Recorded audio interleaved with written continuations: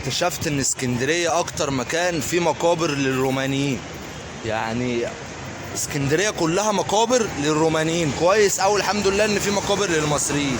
ودلوقتي برضه اهو اكتشفت مقبرة تانية في الشاطبي للرومانيين، جنب سكن الشباب اللي احنا لسه مصورينه، وفي وش برضه نقابة المهندسين اهو.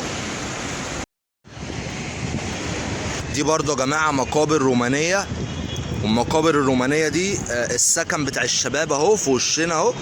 بتبقى واقف في الشباك او في البلكونة، بتبقى شايف المقابر الرومانية دي قدامك، وبتبقى شايف الكورنيش الناحية التانية على البحر، وبتبقى شايف نقابة المهندسين اهي.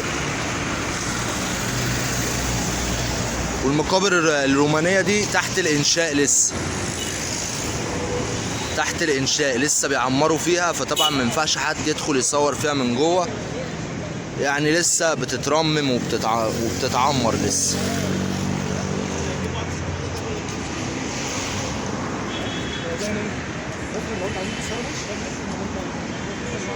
العمال طبعا شغالين في المقابر.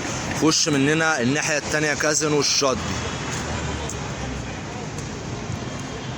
خلاص كده الفيديو يا جماعة، يا رب الفيديو يعجبكم، ويا رب تكونوا استفدتم وعرفتوا اي حد عايز يجي يأجر يوم واحد او ليلتين على البحر مباشر بأقل من 100 جنيه.